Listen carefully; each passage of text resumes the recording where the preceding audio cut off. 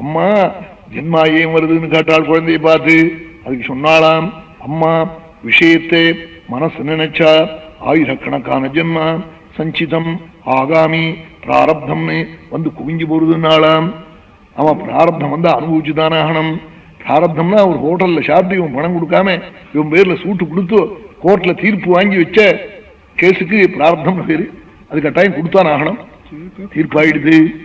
இந்த சஞ்சிதம் ஆகாமின்னு ரெண்டு கர்மா அதை போக்கின்னு உள்ளாம். சஞ்சிதம்ங்கிறது 60 டிக்கெட்டை வாங்கிவிட்டான், 30 ரூபா பணம் தரேன்னு சொல்லிவிட்டு அவன் நம்பி கொடுத்துட்டான். 90 நாள் ஆச்சு கொடுக்கல, இன்னும் பணம் சாப்பிட்டே இருக்கான். அது ஒரே ஐடியா குவிஞ்சின்னு இருக்கு கடனா. இன்னுமே இங்க சாதம் இல்லைன்னு அந்த ஹோட்டல்ல வேற இடத்துக்கு போனான். 60 டிக்கெட்டை வாங்கி வட்டியோட சேர்த்து 10 நாள்ல தரேன்னு வாங்கியிருக்கான். அது ஆகாமி வேறிட்டு இருக்க போறது இனிமே கழிச்சு கொடுக்க. இப்படி 3 விதமா இருக்கு கர்மா. பிரார்த்தத்துக்கு பிரதீகாரம் இல்லையா அனுபவிச்சாகணும். சஞ்சிதம் ஆகாமி இப்படி கொண்டு குவிக்கிறது மனசு ஒரு உட்சணம். இந்த சாமான நினைச்சா அதுக்கு 1000 ஜென்ம.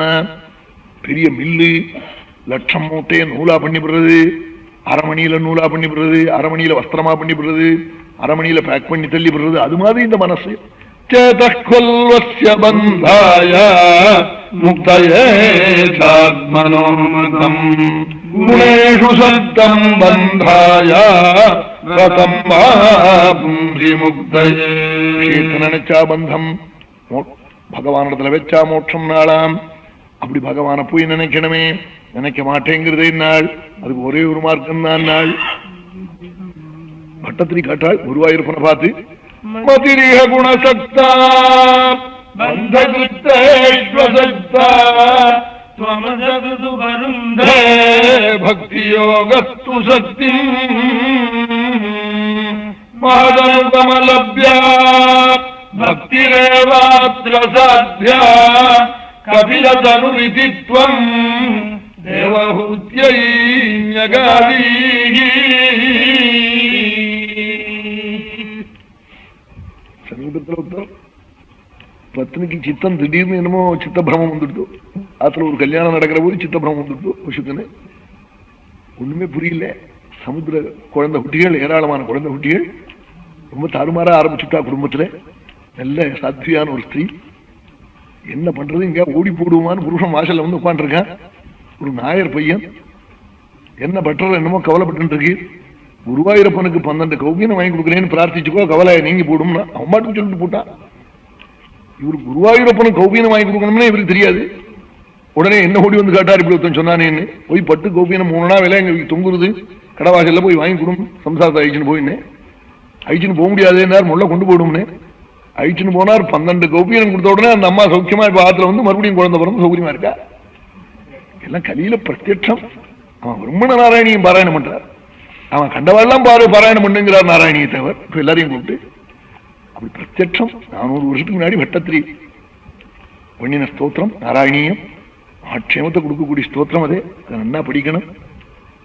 அதை 5 பாகமா நான் அச்சு போட்டிருக்கேன். இது மாதிரி கதைகள் என்ன நடந்தோ அதெல்லாம் எழுதியிருக்கேன். இதுல ஒரு தசகத்துக்கு தசகம் 10 ஸ்லோகம், 100 தசகம். அது 1034 ஸ்லோகம், 1024 ஸ்லோகம் எழுதி ஒரு ஸ்லோகம்.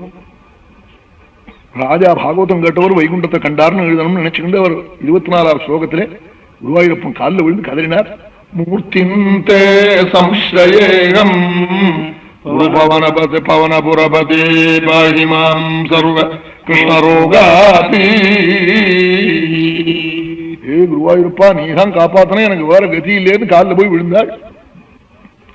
ஒரு ஸ்லோகம் மேல சொல்றதா தலையை தூக்கினாள்.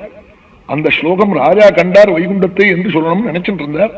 தலையை தூக்கி பார்க்கிறார். இவருக்கு வைகுண்ட தரிசனம் குருவாயூர் கோவில்ல.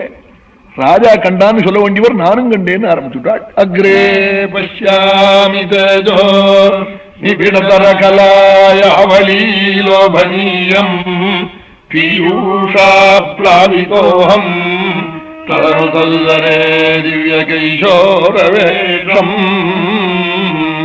தாருண்யாரம்பரம்யம் பரமசுகரசாஸ்வாத ரோமாஞ்சிதாங்கைः ஆவீதம் நாரதாத்யைः விலசதுபனிஷத் சுந்தரி மண்டலைஷ்டா. யாரும் கண்டேன்கிறாள்.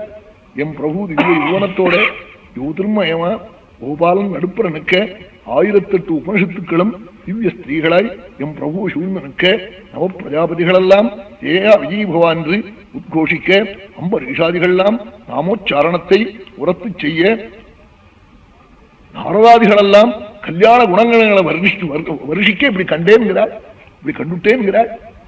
அவன் கண்டு கடைசியில் ஒரு ஸ்லோகம் சொன்னார். 1010 ஸ்லோகம் வர்ணிச்சு கொட்டி விட்டாள். குருவாயூரப்பனை தான் கண்ட வைபவத்தை வர்ணித்து விட்டு கடைசி ஸ்லோகத்துல போய் நான் ஒரு அபராதம் பண்ணிவிட்டேன், என்னை காப்பாற்றணும்னு காலில் விழுந்து கதறினார். குருவாயூரப்பனை என்ன உன் மகத்துவம் இங்கே, நான் இங்கே உன்னை ஸ்தோத்திரம் பண்றேன்னு ஆரம்பிச்ச ஒரு தப்ப நீ பொறுத்துக்கணும். நாடா அஜ்ஞாத்வாதே மஹத்வம் யதிஹ நிகதிதம் விஸ்வநாதக்ஷமேதா ஸ்தோத்ரம் செய்தது சஹஸ்ரோத்தரமதிகதரம் ஒரு அபச்சாரம் நான் பண்ணினேனே, உன் மகிமை எங்கே, நான் இங்கே, என் தரித்திர புத்தி இங்கே. அஜ்ஞாத்வாதே மஹத்வம் யதிஹ நிகதிதம் விஸ்வநாதக்ஷமேதா ஸ்தோத்ரம் செய்தது சஹஸ்ரோத்தரமதிகதரம். 1000க்கு மேற்பட்ட ஸ்லோகத்தை உன் மகிமை தெரியாம நான் பண்ணிவிட்டேன், நீ பொறுத்துக்கணும். இதை படிக்கிறவாளுக்கெல்லாம் உன் அனுகிரகம் உண்டாகணும். பிரசாராய பூயாத். அப்படி குருவாயூரப்பனை வேண்டினாள், நமக்காக வேண்டினாள்.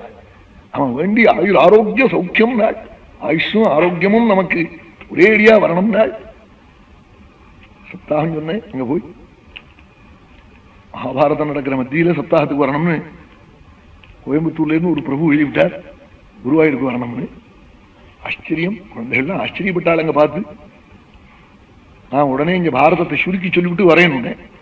எல்லாரும் என்ன இப்படி பண்றீங்களே, 3 மாசம் சொல்லியிருக்கேன், அது போராதுன்னா. குருவாயூர்ல சப்தாகம் கூப்பிட்டதுக்கு அப்புறம் எனக்கு இங்க இருப்பு கொள்ளல, வரேன்னு அவளுக்கு தேதி சொல்லிவிட்டேன். கோயம்புத்தூர்ல இருந்து ஒரு பெரிய வியாபாரி அவர், பரமபக்தரவர், அவர் இதை போய் குருவாயூர்ல சொல்லுவோம்னு போறார். மகாராஜா கொச்சி ராஜா யுவராஜா அங்க வந்து உட்கார்ந்து சன்னிதியில உட்கார்ந்து 5 மணிலேருந்து பஜனம் பண்ணிட்டு இருக்கார். ஒரு 100 கோஷ்டியோட கூட பஜனம் பண்ற போது சொல்றாராம், குருவா ஆரோத்தர் அங்க வந்து பாகவதம் சொன்னாராம். அவர் ஏதோ சினிமா கதை மாதிரி சொல்லி ஏதோ பரிகாசமா பேசினாராம்.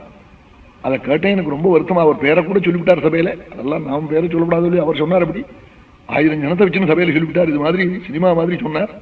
உடனே குருவாயூரப்பங்கிட்ட வந்து ஒன்று கதறினேன், இப்படி உன் சரித்திரத்தை வந்து மட்டமா பேசுறாளே, எனக்கு பாகவதம் கேட்கணும்னு ஆசை, எனக்கு கேட்க முடியலையே, எனக்கு நான் என்ன பண்ணுவேன் நாரா. கல்லு அந்த மூர்த்தி சொல்லிட்டுங்கிறாரா. இவர் போனவர்கிட்ட அங்க இருக்கிறவாட்டையெல்லாம் அவர் சொல்லிட்டு இருக்கார. போய் இவர் இங்கேருந்து போறார் சப்தாகம்னு சொல்றதுக்கு. நரசிம்மங்கிறவர் சுவாமி சொல்றாராம் இவர்கிட்ட, ஒரு பக்தர் வர போறார், பாகவதம் நடக்க போறது 1 வாரத்துல, நீ கவலைப்படாதேன்னு குருவாயூரப்பன் சொல்றான்னு அங்க இருக்கிற பஜனை பண்றவாழ்கிட்ட இவர் கத்திக்கிட்டு இருக்கார். நரசிம்மர் போய் அவருக்கு யுவராஜா ஸ்நேகம், இது மாதிரி என் பேரை சொல்லி வரான்னுட்டாள், எனக்கு அவர் ரொம்ப வண்டி வர்றாஜா. உடனே அந்த நரசிம்மரை கட்டி திரட்டி, நான் இப்பதான் சொல்லிட்டு இருக்கேன், நீ வந்து சொன்னீங்கிறாள். உடனே இங்க இருந்து நாங்கெல்லாம் போனோம். அந்த போனதே ஆச்சரியம். அது இங்க பாரதங்கிறது சொல்லி அந்த சிரமத்துல பரவிட்டு போறோம். டிக்கெட்டு வாங்கிறதுல தாறுமாறா ஃபர்ஸ்ட் கிளாஸ் டிக்கெட்டை இன்னொன்னு கூட வாங்கிவிட்டான். குழந்தைகள்லாம் வீணா 50 ரூபா நஷ்டமா போச்சு. ரயில்ல ஏறி போனதுக்கு அப்புறம் தெரியுது, நத்துக்கடா இப்படி கூட வாங்கிவிட்டு 15-20 பேர் போறோம், ஒன்றும் புரியல. தேர்ட் கிளாஸே அழகா இருக்கு, அப்படி இருக்கிற போது வாங்கிவிட்டா இப்படி வாங்கிவிட்டேன்னு சொன்னேன். என்னமோ தவறி போச்சுன்னா சார் தானே போயிட்டு இருக்கேன். இனிமேல் ரயில்ல ஏறிட்டு போனதுக்கு அப்புறம் டிக்கெட்டை கொடுத்தா மாத்தி கொடுக்க மாட்டான். இப்படி ரயில்ல உட்காந்துருக்கேன். ஒரு பிரபு வந்து ரயில்ல ஏறினார், மேல் சீட்ல இடம் இருக்கேன்னு. இங்க குருவாயூர் போற இடம் ஆமான்னு, உங்க வாக்கால நாராயணின்னு சொல்லணும். அந்த ரயில்ல வந்து நாராயணின்னு சொல்லணும்னு சொல்லல. நீங்க எந்த ஊர்னு கேட்டேன். நான் கோட்டையன், நான் வெக்கில் மங்கொம்புன்னார். மங்கொம்புல ஆண்டி இருக்க என்ன வேணும்னே வா பிள்ளைன்னார். ஆண்டீர்வாள் மகாபக்தாழ்வாள் நித்திஷ்டாதம் பண்ணினாள் தன் பிதாவுக்கு. நித்திஷ்டாதம்னா எப்படி 50 ரூபா தட்சிணை ஒரு நாளைக்கு அப்படி கொடுத்து பண்ண. எங்க அப்பா சம்பாதிச்ச சொத்துக்கு நான் எதை கொடுக்கப்படாதுன்னு பண்ணினார். அவர் பிள்ளைன்னார். ஆண்டீர் பிள்ளையான்னு நாராயணின்னு சொன்னேன். உடனே தூக்கி 50 ரூபா பணத்தை எடுத்து கொடுத்தா. அந்த டிக்கெட்டு சரியா எத்தனை ரூபாயோ 50 ரூபாய்க்கு கூட டிக்கெட் வாங்கியிருக்கா. 50 ரூபா பணத்தை கொடுத்துட்டாருன்னு ரயில்ல கொடுத்தார். குழந்தைகளுக்கு தான் தெரியும். அவன் 50 ரூபா நான் என்ன இப்படி வேணா போச்சேன்னு நினைச்சேன். 50 ரூபாய் கொண்டு போய் இப்படி பண்ணிவிட்டாளே என்று நினைச்சு வருத்தப்பட்டேன். அதுக்குள்ள சுவாமிக்கு சகிக்காம உடனே 50 ரூபாய் கொண்டு கொடுத்துட்டாள். எங்க அவன் கவலைப்படாதே, என்ன தரிசனம் பண்ண வரத்துல 50 ரூபா கூட போனா என்ன நான் கொடுக்க மாட்டேன்னு. இது நம்ம மனோதோஷம், அதை சுவாமி நிவர்த்தி பண்ணிவிட்டாளுங்கிறேன். அப்படி பிரத்யட்சம் கலியிலே குருவாயூர் நாராயணியும் படிக்கிறவாள்லாம் க்ஷேமத்தடைகிறாள். அவசியம் படிக்க வேண்டிய ஸ்தோத்திரம், உத்தமமான ஸ்தோத்திரம் அது. நம்பூதிரி சொல்றாள், குருவாயூரப்பனை பார்த்து கேட்கிறாள் இந்த கபிலாவதாரத்தை பத்தி.